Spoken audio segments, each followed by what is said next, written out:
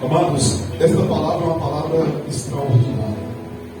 E é uma palavra que gerou um conflito muito grande para os seus muitos seguidores que naquela época ali estavam. Muitos discípulos, depois desse discurso de Jesus, abandonou o mestre e foram embora. Foram embora porque eles não tinham ainda vivido uma experiência que Jesus orientou Nicodemos a viver, que é nascer de novo. Enquanto não se nasce de novo, não se pode ter compreensão das coisas espirituais. E aquele que é natural não consegue entender ou compreender. Jesus falou uma linguagem voltado para uma questão humana e física para revelar algo espiritual. Mas quem não estava naquela linha espiritual, quem não estava naquela visão espiritual, não conseguia compreender e assimilar. E o discurso depois que Jesus fala que era necessário que aquelas pessoas que estivessem ali comessem do seu corpo e bebessem do seu sangue, é que ele estava falando de canibalismo. E o povo falou: como comer a carne deste homem, beber o sangue deste homem? Os judeus são extremamente rigorosos com as suas série de leis que eles guardam. Não comiam nem animais impuros para ele. Imagine tocar no sangue e depois sangue humano. Para eles era uma aberração, era um escândalo aquilo que Jesus estava falando. Mas Jesus usava da palavra para quebrar paradigmas, para confrontar, para levar a uma mudança real. Jesus batia na estrutura para mover os alicerces de uma religião onde não estava a presença dele. Um povo que conhecia o Deuteronômio, o Pentateuco e todos os livros da lei, de ponta a ponta. Conhecia o Talmud por completo. Todas as transcrições conhecia tudo. O pé da letra eles conheciam. Mas não conseguiam ver a palavra, o verbo de Deus que estava encarnado diante deles. Não conseguiam perceber o que era óbvio. Diante dos seus olhos estava aquele que fez o mundo. E eles não conseguiam perceber. Cegos, surdos, como diz a palavra. Então Jesus precisava confrontá-los na base, nos alicerces. É por isso que a pregação de João Batista era uma pregação tão fervorosa e dizia: raça de víbora, quem vos ensinou a fugir da ira? Era um confronto, porque se não houvesse este choque tão forte e impactante, eles não poderiam reconhecer os próprios erros e aonde estavam pecando. Então Jesus vem com essa palavra forte. Jesus começa dizendo: é preciso me seguir. Jesus tinha feito a multiplicação dos pães dias atrás, e o pessoal agora estava tudo em volta de Jesus querendo mais pão. Jesus atravessa para aquele lugar que está neste momento, e eles estão ali em volta de Jesus concorrentes. Será que hoje é dia de pão e de peixe? E Jesus disse assim: olha, vocês estão me buscando não porque viste sinais, não porque eu toquei na alma de vocês, não porque eu toquei no espírito de vocês, mas porque eu toquei no estômago, porque eu toquei na fome, porque eu toquei na necessidade imediata de vocês. E eu dou um conselho a vocês. Todos que estão aqui veio por diversos motivos, mas eu dou um conselho a vocês, disse Jesus: trabalhai não pelo pão que perece, mas por aquele que permanece para a vida eterna. E a gente pega este ponto, que é o nosso primeiro ponto de reflexão. Trabalhai não pelo pão que perece, mas pelo pão que permanece para a vida eterna. O que quis Jesus dizer? Que eu não devo mais trabalhar? De hipótese nenhuma. O que Jesus disse é: qual é o foco da sua vida? É o mesmo texto que ele usa, ou o mesmo sentido que ele usa no texto, dizendo: aonde estiver o vosso tesouro, ali estará o vosso coração. Não significa que você não pode ter uma conta bancária, não significa que você não pode ter um patrimônio. Significa que onde estiver o vosso tesouro, estará o vosso coração. Aí você fala: qual é o seu tesouro? Aí você começa a perceber que não é a conta bancária, você começa a perceber que não é o carro nem a casa, aí você começa a ver sua família, você começa a ver seus filhos, você começa a ver valores além de valores, e você fala: aí está o tesouro. Quando você percebe que o maior tesouro ainda é o céu, então você entende que o seu coração está com foco aonde? No céu. Quando entendemos que eu trabalho porque eu preciso de ter a subsistência, mas o meu foco real aonde está? O meu coração aonde está? Se o nosso alvo é Cristo, eu estou fadado a acertar o alvo. Quando alguém mira para fazer arco e flecha, ele não olha para a ponta da flecha, ele não olha para a tensão do arco, ele olha para o alvo onde ele quer acertar. Quando o corredor está correndo, ele não olha para os competidores ao seu lado, ele não olha para a distância da pista, ele olha para o lugar de chegada onde ele quer chegar. Quando nós dirigimos na pista, nós não olhamos para os outros lados diversos, apenas para nos orientar. O nosso foco é para onde eu quero ir, é para lá que nós olhamos, senão nós erramos o alvo. Foi esse o motivo que fez Pedro afundar no meio da tempestade. Tirou o foco do alvo de Cristo. E o que o Cristo quer nos dizer através desta palavra é: trabalhe, lute, construa, edifique, mas não perca o alvo de onde vocês estão indo. Não perca o alvo, trabalhar e lute muito mais pelo reino espiritual. Se eu trabalho assim para conquistar o pão de cada dia, se eu não posso me atrasar no trabalho onde eu bato cartão, se eu cumpro, eu estou doente, eu estou com febre, às vezes eu estou com dor de cabeça, eu tomo remédio, parto para o trabalho para justificar, porque eu ganho um salário dali. Qual é o meu esforço em prol do reino de Deus? Qual deve ser então a minha dedicação para o reino de Deus? É isso que Cristo está falando. Os profetas duraram até João, diz a palavra. Daí para cá é anunciado o reino de Deus, e todos empreendem força para entrar nele. Existe um esforço. Não é aquela ideia que se difunde por aí: se eu sentir no meu coração. O nosso coração é um músculo e nada sente. Mas se está falando da série das emoções, as nossas emoções são volúveis, são instáveis, oscila da manhã até a noite por diversas vezes. Recebe a notícia, fica triste, recebe outra, está alegre, por outra chora, por outra ri. Como modificar e como pautar as minhas decisões em cima de minhas emoções? Não. Aí eu respaldo as minhas ações em cima daquilo que é a palavra de Deus.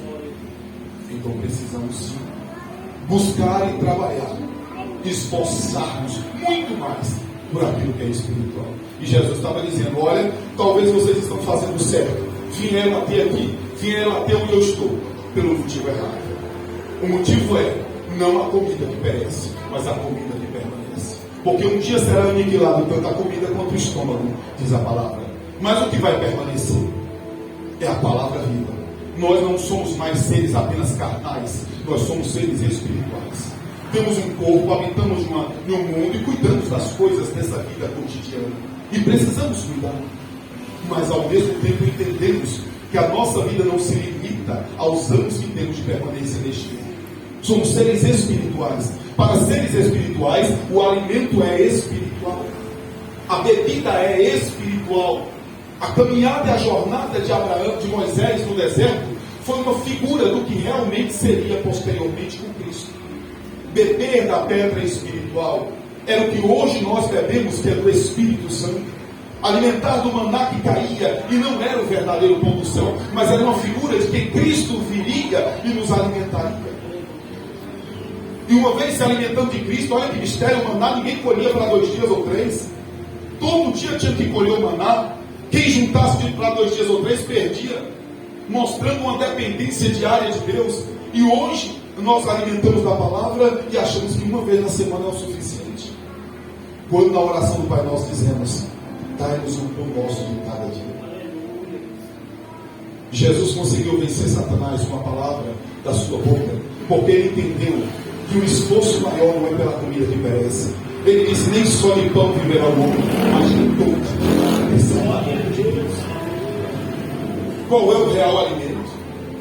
Você sabe que você precisa. Bom, se tiver hoje carne na sua mesa, está ótimo. Se tiver frango, está ótimo. Se você fritar um ovo, está ótimo. Quem comeu escargot e quem comeu um ovo frito está respirando do mesmo jeito. Mas o que te define é com que alimento espiritual você se nutre. Com que alimento espiritual você se nutre. Isso fará a diferença no final. Isso vai mostrar a diferença no final. Porque deste alimento que você se alimenta, de onde você tem se alimentado, da fonte que você tem bebido, vai definir quem você é. Porque esse alimento não é só um alimento que nutre, é um alimento que modifica a nossa mente. É um alimento que nos leva de um patamar natural para um patamar sobrenatural. Não somos alienados. Não somos um povo sem lógica ou racionalidade. nós somos o povo mais inteligente da face da terra, porque nós temos a mente de Cristo. A Bíblia diz: quem compreendeu a mente do Senhor para o instruí-lo? Quem era o seu conselheiro quando ele formava o mundo? Mas nós temos a mente de Cristo. A mente de Cristo está conosco. Não é à toa que somos o corpo de Cristo. O corpo é interligado, é unido por tudo. Então, precisamos trabalhar. Precisamos esforçar. Nós dizemos para os nossos filhos quando são pequenos: come, você precisa comer. Tem que comer. Ah, mas eu não quero, mas tem que comer. E a gente cresce e a gente aprende que tem que orar. Eu não quero orar, mas eu tenho que orar. Como é que temos uma vida de oração poderosa? É quando eu oro quando quero, quando eu oro quando não quero. É quando eu oro sentindo a unção e é muito bom, e é uma glória. Mas quando eu oro e parece que a minha oração não está subindo, mas eu continuo orando. Fé não é ver, fé não é sentir. Fé é quando eu não vejo, não sinto, não ouço, e mesmo assim eu faço. Isso é fé. Eu não preciso de um anjo descer e falar comigo. Eu não preciso sentir um arrepio que sobe por aqui e por lá. Isso vai acontecer porque Deus está em você. Mas eu não preciso disso. A fé é além do que eu posso perceber pelos sentidos materiais. E eu preciso ter fé para trabalhar. Eu estou em um chamado de Deus. Jesus diz no segundo ponto: porque a minha carne verdadeiramente é comida e o meu sangue verdadeiramente é bebida. O que disse Jesus com isso? Quem comer não vai morrer. Eu desci do céu para isso. Jesus, ele desceu do céu para nos mostrar e nos revelar que, comendo deste pão, comendo da sua carne, bebendo do seu sangue, nós teríamos a vida eterna. O plano original restaurado, resgatado, restaurado da deturpação que Satanás fez. Quem comer da carne e beber do sangue de Jesus tem vida eterna. Esse era o propósito de Jesus. Jesus não é tão importante isso, que eu desci do céu para vos dar isso. Eu larguei o esplendor da minha glória. Ele diz lá mais adiante: o que vocês estão escandalizados? O que vocês diriam se me visse antes onde eu estava? Quem eu era? Onde eu estava antes de estar aqui? Extraordinário, não é? Isso não dá arrebatamento da gente, não dá um nó na nossa mente. Extraordinário. O homem estava ali de carne e osso, mas não era um homem de carne e osso. Era o ser mais extraordinário que o ser humano poderia ver.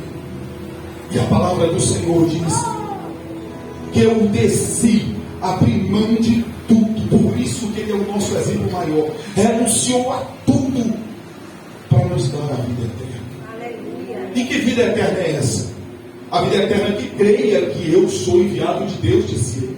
E quem crê em mim, confessa-me, então eu ressuscitarei no último dia. Este não vai morrer, eu vou ressuscitar ele. Esta é a vontade do meu Pai, que todos que Ele me deu, que veio a mim, que eu não perca, mas que no último dia eu ressuscite ele. E a obra que o meu Pai quer que vocês façam, perguntaram: que obra quer que eu faça? É que creia em Jesus. E Jesus disse: e eu digo a vocês que se alimente da minha carne e do meu sangue. Então morrer, Jesus morreu por nós. Mas eu estava meditando, Jesus fez mais do que morrer por nós. Morrer por nós e dar a vida por nós não é só morrer por nós. Dar a vida por nós é também viver por nós. Porque tanto quem morre quanto quem vive por uma causa está dando a sua vida por aquela causa. Tem gente que está disposto a morrer, mas quantos estão dispostos a viver por Cristo? Morrer por Cristo é dizer: olha, eu estou disposto a morrer.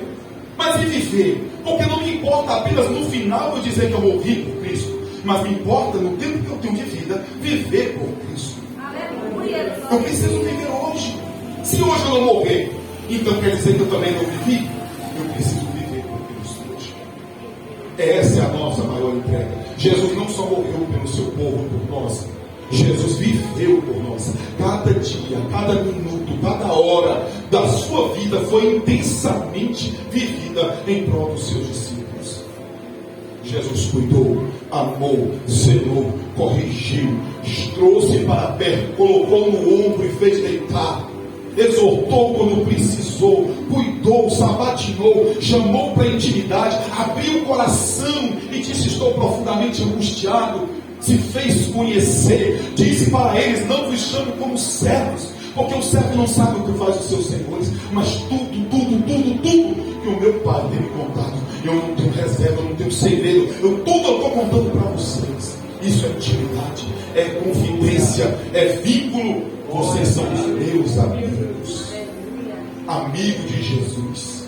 Ser amigo de Jesus é esse o chamado. A comunhão com Cristo é tão profunda, irmão. Não tem ninguém, amigo seu, querido seu, amado seu, que seja comparado com o seu amigo de Jesus. Você abraça, você beija, você gosta de alguém. Tem gente que a gente gosta demais, mas quando você dobra o joelho nos pés da sua cama, não tem ninguém comparado a Jesus. Jesus te sonda por dentro e por fora, esquadrinha o seu ser por inteiro. Jesus te conhece como ninguém e não te abandona, porque talvez as pessoas vejam uma imagem social construída por você, revelada a eles, passando por vários filtros. Mas quem te conhece como você é, com suas mazelas, suas falhas e seus erros, e mesmo assim te ama, chama-se Jesus de Nazaré. Então, nós precisamos ter em nossa mente que essa comida que Jesus estava falando não era seu corpo, não era sua carne, ainda que de forma literal seu corpo e seu sangue estava sendo dado por nós na cruz. Ele morreu de forma literal, ele deu a vida de forma literal, mas ele não estava dizendo para comer o corpo de forma literal. Ele estava dizendo que as palavras que ele estava dizendo, as palavras que ele estava pregando, precisavam estar dentro de nós, precisava ser o nosso alimento, precisava estar em cada célula do nosso ser, precisava ser processada por nós, assimilada por nós, respirada por nós e vivida por nós. Viver o Evangelho não é pesado para quem se alimenta da palavra. Orar não é pesado para quem se alimenta da palavra. Você vê que às vezes é um custo para alguém orar. Você vê que é uma penitência, dá quase a impressão, alguém até pensa assim, jogar uns grãos de milho para ajoelhar, para orar, que parece que é um castigo. Mas isso é para aquele que não está se alimentando da palavra. Quem está se alimentando da palavra, o respirar, é como um respirar depois de um mergulho profundo, que você consegue subir a ponta e você faz assim,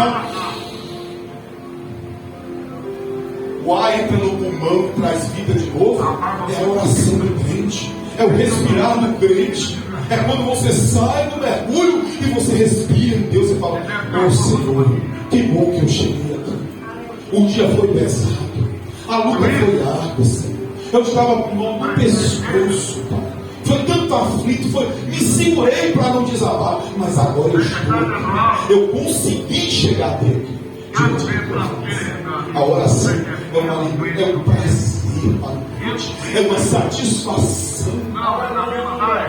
Tem pessoas que esticam a sua oração, o cansaço, como diz aquela música de Tira Férias, né? Alta madrugada. Estou cansado, mas o Senhor me chama. E às vezes cansado, exausto, mas o prazer pela presença. O prazer pela presença. E a gente vai ficando na oração. É o prazer pela presença. Tem pessoas que tiveram experiência de quase morte e quando voltaram ficaram reclamando: por que me trouxeram de volta? Me deixasse lá. Porque a presença de Deus é algo incomparável. Se alimente da sua palavra, se alimente daquilo que o Senhor tem ministrado sobre a tua vida. A Bíblia diz que quem não comer e quem não beber não tem a vida em si mesmo. Quem come e bebe permanece em mim e eu nele. Assim como vivo pelo Pai, quem de mim se alimenta viverá por mim. E essa comunhão aqui é algo extraordinário. Jesus nos põe em pé de igualdade, nos equipara a Ele. Isso é extraordinário, porque quem somos nós? Jesus disse assim: olha, assim como o Pai me enviou e eu vivo por Ele, respiro por Ele, falo por Ele, não vim declarar a mim mesmo, não vim revelar a mim mesmo, não vim falar de mim mesmo. Tudo que eu falo, tudo que eu faço, todas as obras que executo, eu as vi o Pai fazer. Eu estou fazendo porque o Pai fez e me mostrou. Aí ele volta e diz para a gente: quem de mim se alimenta, viverá por mim. E ele não fala, mas depois ele faz. Ele nos envia, assim como o Pai o enviou. Ele nos envia e nos chama. Depois lá adiante somos chamados de pequenos cristos. Somos, por isso que ele é o primogênito, não mais apenas o unigênito, mas o primogênito, como sendo o primeiro de muitos e muitos e muitos filhos de Deus. Porque ele nos pega e nos põe em pé de igualdade, nos dá uma dignidade real, nos dá o sangue dele carmesim. Quem diz que é o sangue azul que é nobre? É o sangue carmesim que é nobre. É o sangue de Cristo que nos põe em pé de igualdade com ele. A Bíblia diz que ele nos eleva até as regiões celestiais. Nós estamos em Cristo Jesus. A Bíblia diz que Deus fez antes da fundação do mundo obras maravilhosas para que nós andássemos nela, para que nós as cumpríssemos, para que nós as executássemos. E com essa execução revelássemos a principados e potestades humanas e espirituais, do bem e do mal, a multiforme sabedoria de Deus. E Deus escolhe o fragmento do solo, vasos de barro, e põe uma excelência igual. Então, sim, irmãos, se alimente da palavra, se alimente da palavra, se alimente da palavra. Não existe coisa mais importante hoje para você. Esta é a ordem dos céus. Os céus estão gritando: se alimente da palavra, se alimente da palavra. Não aparta da palavra, não deixe a palavra, não rejeite a palavra, não coloque na estante a palavra, não coloque de lado a palavra, não abandone da sua vida a palavra. Se alimente da palavra, se alimente da palavra. Os judeus não tinham espírito para discernir. Jesus diz: olha, vocês examinam as escrituras e cuidais ter nela a vida eterna, mas vocês não entenderam que é de mim que ela fala, é de mim que ela fala, e nós temos o discernimento do Espírito. Então se alimente da palavra, se alimente da palavra. Você não entendeu que a chave para tudo está na palavra. Você não entendeu que todas as revelações da sua vida estão na palavra. Você não entendeu que é o código que faltava, é a chave que destranca as portas, é o mistério revelado, é a palavra. Então se alimente. É o que está acontecendo na sua vida e na sua casa. Se alimente da palavra. Ah, mas eu estou me sentindo fraco. Se alimente da palavra. Mas eu não sei qual direção tomar. Se alimente da palavra. Mas eu não sei o que está acontecendo. Se alimente da palavra. A palavra é o Espírito. A palavra é o Espírito que vivifica. A palavra é o alimento real do céu. O Senhor vai te fortalecer. O Senhor vai te edificar.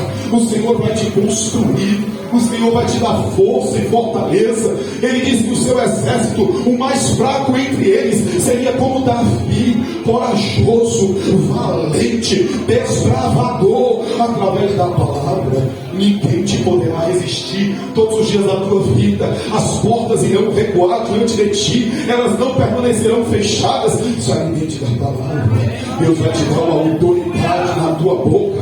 No abrir da tua boca, os mares abrirão diante de ti. Se alimente da palavra. Não deixe a palavra, não relegue a palavra. A palavra é a lâmpada e a candeia acesa das virgens que aguardavam o noivo. A palavra é o cajado de Moisés que abre os mares. A palavra é a revelação de Deus. A palavra é o som que rui as muralhas de Jericó. É a palavra, é o fio de escarlate na janela. É a palavra viva. É a palavra, é o Cristo entregue a você. Então se alimente da palavra. Deixa o Espírito fluir no teu coração.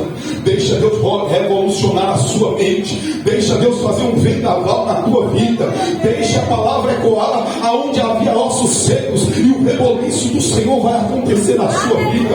Você não precisa entender o que Deus está fazendo. Você só precisa se alimentar da palavra. Haverá um reboliço de Deus na tua vida, porque o Senhor quer estabelecer coisas novas. E para botar coisas novas na tua vida, o odre precisa ser novo, a mente precisa ser renovada, a vida precisa ser renovada, o entendimento renovado para receber algo de novo de Deus na sua vida.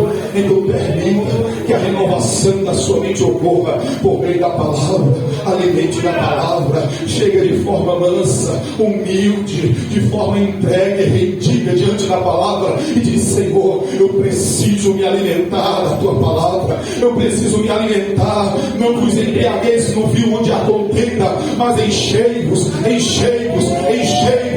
palavra, enchei-vos da palavra. É um mistério profundo esta palavra, porque será âncora na tua alma. É um mistério profundo, porque as nações serão abaladas, os reinos serão abalados, os poderosos cairão, os reinos serão deturpados no mundo, mas aquele que faz a vontade de Deus, que permanece na palavra, esse será inabalável, coluna inabalável, rocha inabalável, aquele que estiver firmado na palavra. Os ventos vêm, as chuvas vêm, os rios transportam para todos, mas fica na palavra. A palavra tem te sustentado até aqui, a palavra tem te firmado até aqui. Tanta luta, tanto percalço, tem hora de caído e levantado, mas a palavra, você só chegou até aqui por causa da palavra. Você só venceu até aqui, perdeu tanto no caminho, tanto lhe foi tirado, tanto lhe foi perdido, carrega consigo muitas dores até aqui, mas a palavra te sustentou. A palavra te deu força para suportar o que você achou que não suportaria. Amém? Então, nesta manhã, esta é a palavra que eu trago do coração de Deus para os nossos corações. Eu convido você a se colocar de pé. É a palavra de Deus, irmãos. É a palavra de Deus, irmãos. Eu não sei o que se passa com você, mas a resposta de Deus para você nesta manhã vem,